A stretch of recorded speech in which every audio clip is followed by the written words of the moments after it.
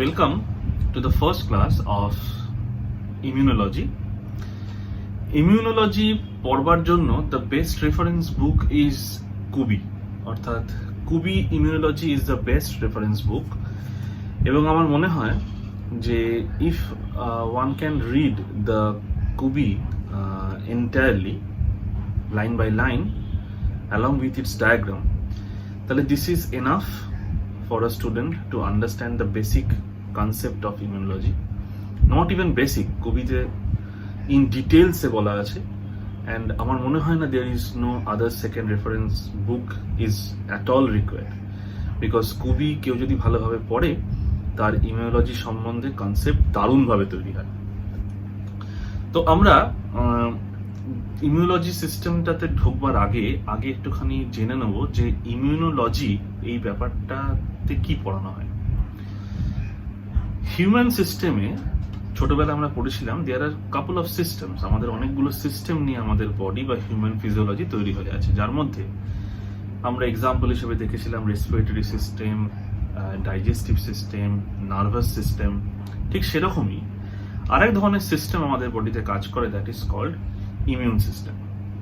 নাও immune system এই কথাটার মানে হলো ইমিউন বা ইমিউনিটি, অর্থাৎ এই যে ইমিউন এই কথাটা আমি বোঝাবো ইন ডিটেলসে যে কোথা থেকে এসছে ল্যাটিন ওয়ার্ড, কিন্তু এই ইমিউনোলজি অর্থাৎ দ্য সায়েন্স যেটাতে আমরা ইমিউন সিস্টেম বা বডি ডিফেন্স সিস্টেম সম্বন্ধে পড়ে থাকি, that system is called immune system. এবার এটা একটা সিস্টেম, অর্থাৎ একটা সিস্টেম মানে কি? Physiologically a system means when it contains several tissues, several organs, several cells, their cell signalings, their communication with each other, so a complete set of family, তাকে আমরা কিন্তু সিস্টেম বলে থাকি। আমরা যদি কম্পেয়ার করি such as respiratory system, respiratory সিস্টেমের ক্ষেত্রে যেমন একটা স্পেসিফিক রেসপিরেটরি অর্গান আছে, ডেডিকেটেড অর্গান আছে, এছাড়া there are some tissues, there are some specific cells like alveoli, এবং এদের মধ্যে নিজেদের মধ্যে একটা অসম্ভব সুন্দর বোঝাপড়া আছে, অর্থাৎ there is a communication. Like the same way immune সিস্টেমও কিন্তু এইরকম একটা স্পেসিফিক অর্গান নিয়ে তৈরি, অর্থাৎ there are some organ which are dedicated for immune functioning, যে অর্গানগুলো কে আমরা ক্লাসিফাই করেছি। তো I will definitely discuss this thing in second chapter. There are couple of tissues, যে টিস্যুস গুলোতে ইমিউন সিস্টেমের প্রচুর সেলসরা থাকে, and this immune cells rather আমরা যাকে ছোটবেলা থেকে পড়ে এসেছি বা জেনে এসেছি যে দ্য ফ্যামিলি অফ WBCs, অর্থাৎ হোয়াইট ব্লাড কর্পাসেলস, এই WBC অ্যান্ড আদার সেলস এরাও কিন্তু is a part of the immune system. So system বলতে আমাদের কোনো অসুবিধা রইল না।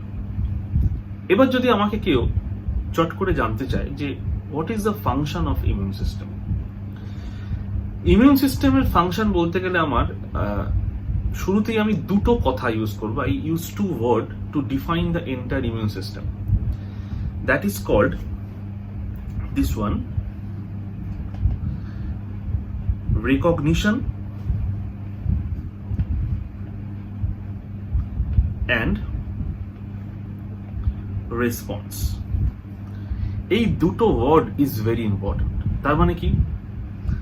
প্রথমে চেনো, তারপরে তুমি রেসপন্স করো। ইমিউন সিস্টেমটা কিন্তু খুব লজিক্যাল। কেন খুব লজিক্যাল বলছি? বিকজ ইমিউন সিস্টেমের এক্সাম্পল বল বা ইমিউন সিস্টেমের interactions with the cells or immune সিস্টেমের রেসপন্স, এই পুরো ব্যাপারটাই কিন্তু আমরা খুব লজিক্যালি বুঝতে পারবো, because the science behind the immune response or immune recognition is very logical. ধরা যাক, I am giving an example, আমরা ইমিউন সিস্টেমকে বডি ডিফেন্স মেকানিজম বলছি। সো বডি ডিফেন্স মেকানিজমকে যদি আমরা আমাদের দেশের ডিফেন্স মেকানিজম নিয়ে কম্পেয়ার করি বা আমাদের কোনো লোকাল ডিফেন্স মেকানিজম নিয়ে কম্পেয়ার করি, সাপোজ লোকাল ডিফেন্স মেকানিজম বলতে আমরা ধরা যাক পুলিশকে বোঝাচ্ছি। এই যে পুলিশ বা মিলিটারি বা আর্মি, এই যে বিভিন্ন ডিফেন্সের সোলজার্সরা আমাদের দেশেতে আছে, যাদের কাজই হচ্ছে প্রোটেক্ট করা from foreign entity or from any threat, সেটা ফরেনও হতে পারে আবার ভেতরের থ্রেটও হতে পারে, অর্থাৎ কান্ট্রির ভেতরকার থ্রেটও হতে পারে। কোনো কিছু রেসপন্স করবার আগে, বিফোর রেসপন্স, তাকে রেকগনাইজ করতে হয় যে whether it is a threat or not. Suppose কোনো একটা ক্রাইম হলো, তাহলে ক্রাইমটাকে আগে ইনভেস্টিগেট করতে হচ্ছে যে whether it is a crime or not, তার মানে this is called the recognition. After recognizing that whether it is a crime, then particular way of method, the particular protocol আছে যেখানে পার্টিকুলার লোকেরা, অর্থাৎ সেটা যে কোনো ডিফেন্সের লোক হতে পারে, ইন্টেলিজেন্সের লোক হতে পারে বা পুলিশের লোক হতে পারে, now they will decide what is the ideal response. এবার এখানে যদি আমরা ঠান্ডা মাথায় ভাবি, দেখব যে প্রত্যেকটা কেসেতেই কিন্তু এই রেকগনিশন দেন রেসপন্স, উইদাউট রেকগনিশন কিন্তু রেসপন্স হয় না, আর রেকগনাইজ করবার পর রেসপন্স হচ্ছে না সেটাও হয় না। তার মানে কি? তার মানে যদি আমায় কেউ এক কথায় জানতে চায় যে what is the function of immune system, আমি দুটো ওয়ার্ড একে ডিফাইন করব। ওয়ান ইজ কল্ড রেকগনিশন, আগে চিনছে তারপরে রেসপন্ড করছে। So any foreign particle when it enters inside our body, that has to be recognized by our defense. আমরা তো অনেক ফরেন পার্টিকেলের এক্সপোজারে আছি, আমাদের কি সবসময় শরীর খারাপ করে বা আমাদের বডিতে সবসময় কি ইমিউন রেসপন্স ট্রিগার করে না। তার মানে আমার বডিতে যখন কোনো ফরেন পার্টিকেল ঢুকছে, that is not a crime, সে আমার বডিতে ঢুকতেই পারে, কিন্তু আমার বডিতে ঢুকবার পর that foreign particle must be recognised by our defence cell, অর্থাৎ ডিফেন্স সেল তাকে রেকগনাইজ করছে। When defense cell recognize it and identify that this is not a threat, then the response is null, অর্থাৎ zero. There is no response or there is no cellular movement or communication, cell communication, nothing happened. But if it was recognized as a threat, then and there our body start producing more and more defense cells, more and more chemicals, cell communications will be at higher level, এবং ধীরে ধীরে the target of the response team is to neutralize the threat. So this is the basis of the immune system. তাহলে এই পুরো immune সিস্টেমটাকে control করবার জন্য we have dedicated organ, we have dedicated tissues, we have dedicated cells. So this is the foundation concept of immune system. তাহলে এই যে প্রত্যেকটা জিনিস, অর্থাৎ recognition of a foreign particle, whether it is a threat or not, if it is a threat, then what should be the response, if there is a response, then what cells or what organs or what tissues will respond, when there is a response, then how they create this response. So the entire thing, the entire mechanism, the entire science is basically considered as the science of immune system or immunology.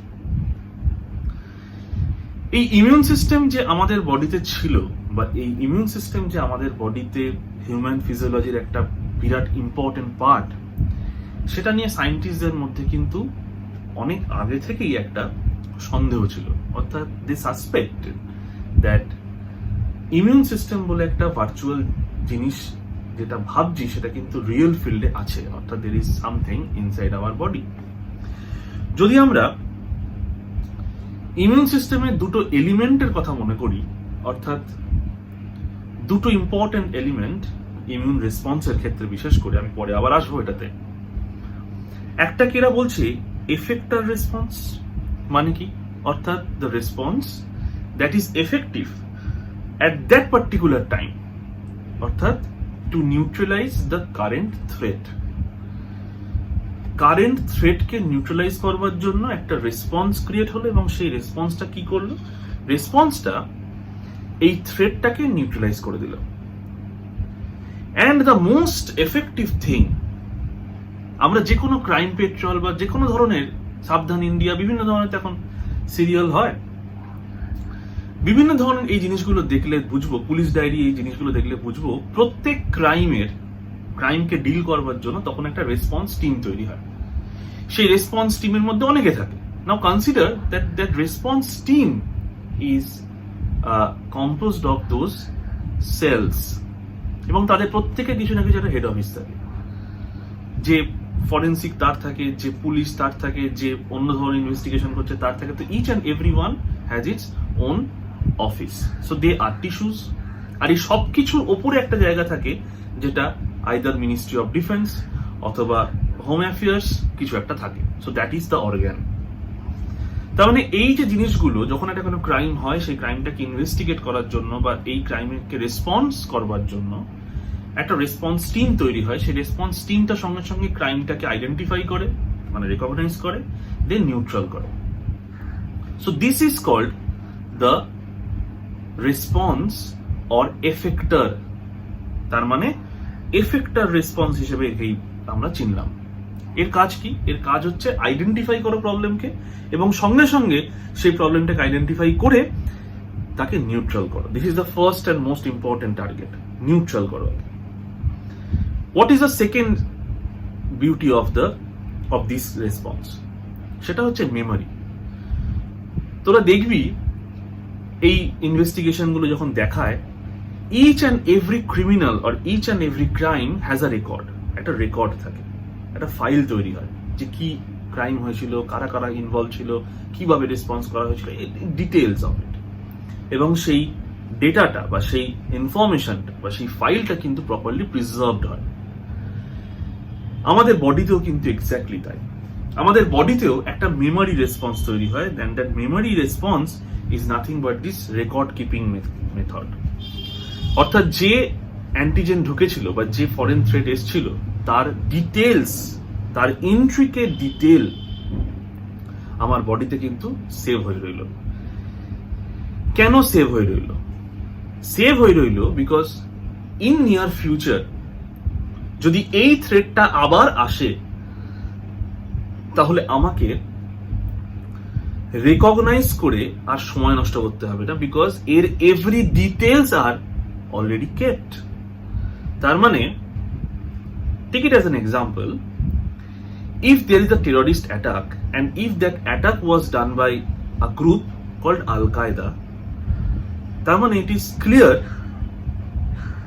every country or every sensitive country, they have a clean record of Al-Qaeda. সে পুরো রেকর্ডটা ধরা আছে। কোনো bomb blast হওয়ার পর বা কোনো terrorist attack হওয়ার পর যখন টিভিতে বা নিউজ চ্যানেলে বিভিন্ন জায়গায় এটা ডিসপ্লে করা হয় বা তারা জানতে পারে ইন্টেলিজেন্সটা, ইটস ডান বাই আল-কায়েদা। এবার আল-কায়েদা কে, আল-কায়েদা কি, আল-কায়েদার মধ্যে কারা কারা মেম্বার, কি তার হায়ার কি, এগুলো কি জানার দরকার আছে? না, বিকজ আল-কায়েদা সম্বন্ধে ডেটা আর অ্যাভেলেবল, সমস্ত ডেটা আমাদের সিস্টেমের মধ্যে অলরেডি আছে।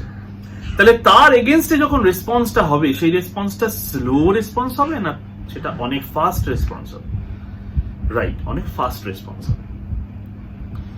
যদি এটা কোনো নতুন হয়, ধরা যাক নতুন একটা টেররিস্ট গ্রুপ এলো, নাম হচ্ছে ধরা যাক আল-ফায়দা, সে এসে বললো, পরের দিন বললো যে এই বোম ব্লাস্টের জন্য আমরা রেসপন্সিবল, আমরা আল-ফায়দা। আচ্ছা, এই আল-ফায়দাটা কি আগের মতো? না, এটা নতুন। তাহলে এর এগেনস্টে আমাকে পুরো রেকগনিশনটা করতে হবে, পুরো ডেটাটা তৈরি করতে হবে। So it needs time. তার মানে যদি নতুন কোন অ্যান্টিজেনিক থ্রেট আসে, তাহলে সেই নতুন অ্যান্টিজেনিক থ্রেট অলরেডি আমাদের বডিতে আছে, এবং সেই অ্যান্টিজেনিক থ্রেট যারা আমাদের বডিতে রেসপন্স টিম, তারা তার এগেনস্টে পুরো ডেটাটা তৈরি করছে। So it needs time. But যদি অলরেডি আমাদের বডিতে মেমোরি হিসেবে থেকে যাওয়া কোনো ফরেন অ্যান্টিজেন আবার রিইনফেক্ট করে, কি করছে? রিইনফেক্ট, তাহলে আমার বডিতে এবার যে মুভ করছে, that is the memory response. তখন এই রেসপন্স কি হবে? Much much ফাস্টার than the primary response. So this is the beauty of immune system. এটাই হচ্ছে সবথেকে বড় বিউটি।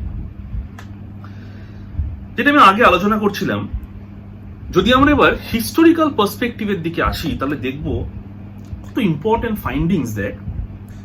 হিস্টোরিক্যাল পার্সপেক্টিভেতে বলছে এই ইমিউনোলজি বা ইমিউন কথাটা এসছে কোত্থেকে না, ল্যাটিন ওয়ার্ড ইমিউনিস, যার মানে এক্সেম্পট, অর্থাৎ is the source of the English word immunity meaning the state of protection from the infectious disease, অর্থাৎ ইনফেকশাস ডিজিজ থেকে এক্সেম্পট করো। সো ল্যাটিন ওয়ার্ড ইমিউনিস থেকে কথাটা এসছে। কতটা প্রাচীন, কতটা ওল্ড এই কনসেপ্ট, 430 বিসিতে একজন ফিলোসফার উনি এটা ডিসক্রাইব করেন যে তখনকার দিনে তো প্লেগ এইরকম আজকের এরকম এপিডেমিক বা এন্ডেমিক হয়ে যেত, প্যান্ডেমিক হয়ে যেত। বলছে প্লেগ ইন অ্যাথেন্স যখন হয়েছিল তখন উনি লিখেছিলেন 430 বিসি, মাইন্ড দ্য টাইমলাইন, যে those who had recovered from the plague could nurse the sick because they would not contract the disease a second time. কত বড় কথা! তার মানে উনি কি বলতে চেয়েছেন? উনি বলতে চেয়েছেন যার মধ্যে অলরেডি প্লেগ একবার হয়ে গেছে সে নতুন যারা ইনফেক্টেড তাদেরকে নার্সিং করতে পারবে, তার মানে যার হয়ে গেছে তার মধ্যে রেজিস্ট্যান্স ডেভেলপ করে গেছে। শুধু তাই নয়, আরো কত ইম্পর্টেন্ট জিনিস এখানে আসতে শুরু করে দেয়। বলছে the first recorded attempt to induce immunity. Induce immunity কথাটা মানে কি? ইমিউন সিস্টেমকে ট্রিগার করানো, অর্থাৎ ইমিউন সিস্টেমকে ট্রিগার করানো to protect you. It's kind of a vaccination কিন্তু, অর্থাৎ তুমি ইমিউন সিস্টেমকে ট্রিগার করছো from possible threat. Deliberately were performed by the Chinese and Turks in 15th century, 15 Shatabdi. 15th centuryতে কি করা হতো? বলছে dried crust of derive from smallpox pustules, অর্থাৎ স্মল পক্সের যে ফিস্টিউলস গুলো হয় সেগুলোকে নিয়ে এসে ড্রাই করে তার যে ক্রাস্ট তৈরি হয় সেইটা ছোট ছোট স্কিনে কাট করে সেখানে ঢুকিয়ে দেওয়া হতো। This technique is called variolation. তাতে কি হতো? তাতে তোমার বডিতে তার এগেনস্ট একটা অ্যান্টিবডি জেনারেট করতো, মাইল্ড বাট অ্যান্টিবডি জেনারেশন শুরু হয়ে যেত। তার মানে যখন ইন রিয়েলিটি তোমাকে স্মল পক্স অ্যাটাক করবে তখন অলরেডি তোমার কাছে একটা স্মল পক্সের অলরেডি একটা ভ্যাকসিনেশন হয়ে গেছে।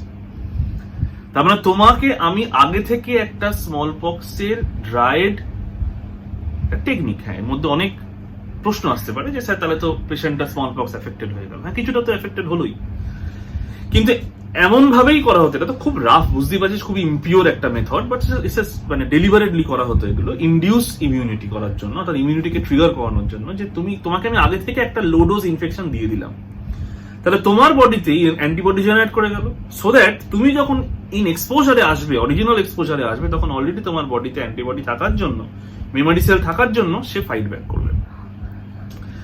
যেমন এখানে একটা এক্সাম্পল দিয়েছে, দেখ, in 1718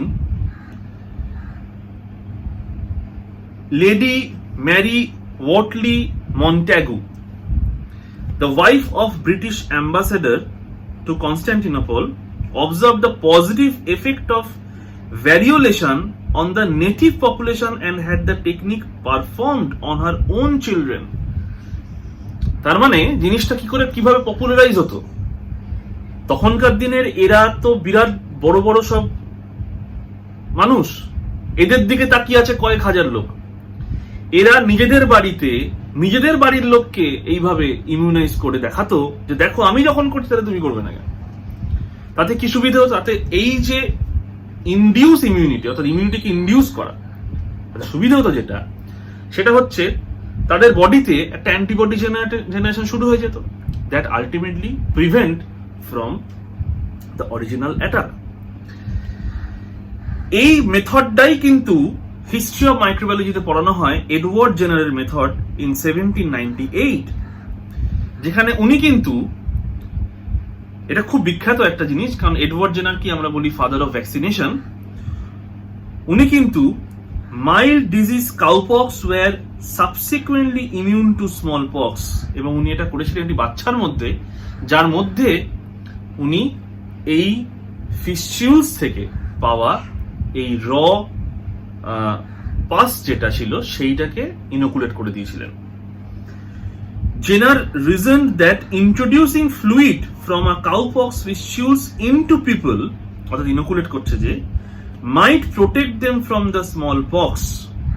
To test this idea, he inoculated an 8-year-old boy with fluid from cowpox and later intentionally infected the child with the smallpox. As predicted, the child did not develop smallpox. So this is the remarkable discovery in the line of vaccination. যে কারণে হিস্ট্রিতেও পড়ানো হয় বা এখানেও আলাদা করে বোঝানো হচ্ছে যে why Edward Jenner known as the father of vaccination.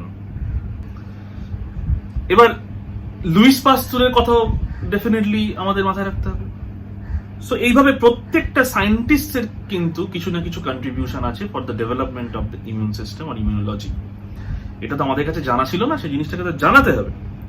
So এইভাবে there are several scientists, they performed several experiments এবং ধীরে ধীরে ধীরে ধীরে মানুষের কাছে ইমিউন সিস্টেমটা পরিষ্কার হতে শুরু করে, যে এই জিনিসটা কি, কিভাবে, how it respond, how it রিকগনাইজেস। তো এই পুরো ব্যাপারটা নিয়েই হচ্ছে হিস্ট্রি অফ ইমিউনোলজি, যেটা আমাদের কিন্তু খুব ভালো করে পড়তে হবে। আচ্ছা, আর্লি থিওরি অফ অ্যাটেম্পট করা হয়েছিল অ্যান্টিজেন অ্যান্টিবডি ইন্টারাকশনটাকে বোঝবার জন্য। কি জিনিসটা, আমি এই জিনিসটা আলোচনা করছি। অর্থাৎ early theories attempted to explain the specificity of the antibody antigen interaction. এটা ধরে নেওয়া হয়েছিল যে এই যে অ্যান্টিজেন ঢোকবার পর বডিতে অ্যান্টিবডি জেনারেট করছে। আজকে আমরা অনেক কিছুই জানি, কিন্তু তখনকার দিনে in 17th century 16th century এই জিনিস নিয়ে ভাবনা চিন্তা করা মানে বিরাট ব্যাপার। এই যে অ্যান্টিজেন আমাদের বডিতে ঢুকছে, তার এগেইনস্টে আমার বডিতে যে অ্যান্টিবডি ইন্টারাকশন করছে, তার মানে কি অ্যান্টিজেন অ্যান্টিবডি একে অপরকে আগে থেকে চেনে? তা তো নয়। এই জিনিসটাকে এক্সপ্লেন করবার জন্য দেয়ার ওয়াজ কাপল অফ থিওরিজ, এবং যার মধ্যে সব থেকে পপুলার হয়েছিল দুটো থিওরি, যেটাকে বলা হয়, একটাকে বলা হয় সিলেক্টিভ থিওরি আর একটাকে বলা হয় ইনস্ট্রাকশনাল থিওরি। খুব ইম্পর্টেন্ট এই দুটো। সিলেক্টিভ থিওরি কি না, selective theory basically Paul Ehrlich in 1900 সেঞ্চুরিতে উনি বলেছিলেন যে সিলেক্টিভ থিওরিতে অ্যাকচুয়ালি অ্যান্টিজেন, যদিও উনি অনেকটাই সাকসেসফুল ছিলেন ওনার থিওরিতে, পরে একটু মাইনর চেঞ্জেস হয় ইন ইনস্ট্রাকশনাল থিওরিতে। উনি বলেছিলেন অ্যান্টিজেন যখন ঢোকে তখন অ্যান্টিজেন অ্যাকচুয়ালি কোনো রিসেপ্টরের সাথে ইন্টারাকশন করে। এবার উনি কিন্তু এসব মানে অ্যান্টিবডি স্ট্রাকচার, অ্যান্টিবডি কোন সেলে থাকে, মানে এই এত ডিটেলস ব্যাপারটা তখনও কিন্তু জিনিসটা জানা যায়নি। উনি এটা মনে করতেন যে হ্যাঁ, একটা রিসেপ্টরের সাথে ইন্টারাকশন হচ্ছে অ্যান্টিজেনের। অ্যান্টিজেন যখন ঢুকছে তখন অ্যান্টিজেন একটা রিসেপ্টরের সাথে ইন্টারাকশন করছে, যে আজকের দিনে যে রিসেপ্টর ইজ অ্যান্টিবডি, ইন্টারাকশন করছে। এবং সেই অ্যান্টিবডির সাথে ইন্টারাকশন করবার জন্য প্রশ্নটা হচ্ছে ইন্টারাকশনটা করছে কি করে স্যার, এরা কি একে অপরকে আগে থেকে চেনে? তো এলরিক বললেন যে না, এটা অনেকটা লক অ্যান্ড কি হাইপোথিসিসের মতো, অর্থাৎ ফিট অ্যান্ড ম্যাচ। তার মানে অ্যান্টিজেনের সাথে ওই রিসেপ্টরটা ইন্টারাকশন করছে লক অ্যান্ড কি হাইপোথিসিসের মাধ্যমে, এবং এইভাবে বেসিক্যালি সিলেক্ট করে নিচ্ছে যে কোন অ্যান্টিজেনটা, মানে কোন অ্যান্টিবডি, মানে কোন রিসেপ্টরটা is ideally fit for me. তার মানে অ্যান্টিজেন যখন ঢুকছে তখন সে সিলেক্ট করছে যে আমি কার সাথে বাইন্ড করব।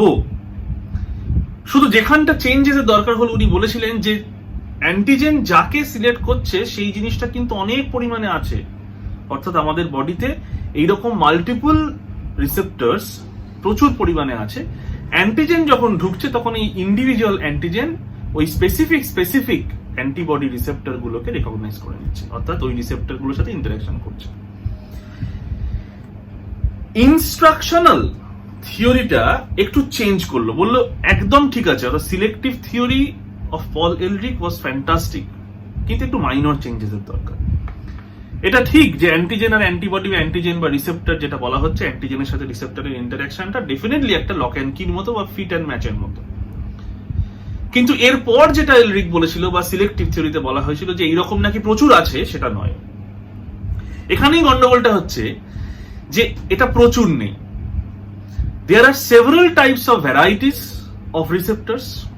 অ্যান্টিজেন ঢুকলো, অ্যান্টিজেন ইন্টারঅ্যাক্ট করলো with the several types of varieties of রিসেপ্টরের সাথে, সবটাই কিন্তু লক অ্যান্ড কি বা ফিট অ্যান্ড ম্যাচ। যার সাথে ও সব থেকে বেশি ফিট করলো বা সব থেকে বেশি লক অ্যান্ড কিতে গেল, এবার এই পার্টিকুলার সেলটা অর্থাৎ এই পার্টিকুলার রিসেপ্টর কন্টেনিং সেলটা বা অ্যান্টিবডি সেলটা, সেই সেলটা ইনফরমেশন দিল, ইনস্ট্রাকশন দিল টু দ্য ইমিউন সিস্টেম যে এই যে অ্যান্টিজেনটা ঢুকেছে, this antigen is best fit with me, তাই আমার মতো আরো প্রচুর সেল বা রিসেপ্টর তৈরি করা হোক, so that those receptors will come and bind with the other antigens. Clear? এইটাকে বলা হলো ইনস্ট্রাকশনাল থিওরি। তার মানে কি, এখানে সেল যার সাথে ফিট করলো, সেই সেলটা আফটার ফিটিং ও ইনস্ট্রাক্ট করলো যে আমার মতো like me create thousand and thousand of receptor containing molecule so that rest of the antigen can easily bind. এই থিওরি কিন্তু পরবর্তীকালে এলো ক্লোনাল সিলেকশন থিওরি বলে আমি পড়াবো অন্য ক্লাসে। তার মানে কিভাবে জিনিসটা এলো সেটা বোঝার দরকার। অর্থাৎ what is the basic function of immune system, historical perspective of immune system, সেখান থেকে এলো আর্লি স্টাডিজ যেখানে অ্যান্টিজেন অ্যান্টিবডি ইন্টারঅ্যাকশন অর্থাৎ তাদের সিলেক্টিভিটি নিয়ে যে প্রশ্নটা উঠেছিল সেইটাকেও তারা এক্সপ্লেন করে দিল সায়েন্টিস্টরা। এই জিনিসটা পর্যন্ত অর্থাৎ এই যে বেসিক আইডিয়াটা জানানোর চেষ্টা করলাম আমি উইথ দিস ক্লাস, এটাতে বোঝা যাচ্ছে সেটা হচ্ছে যে কিভাবে ইমিউনোলজিটা ডেভেলপ করছে। So the first chapter is all about the development of the immunology and the elementary idea of the entire immune system. So this is all about the first lecture.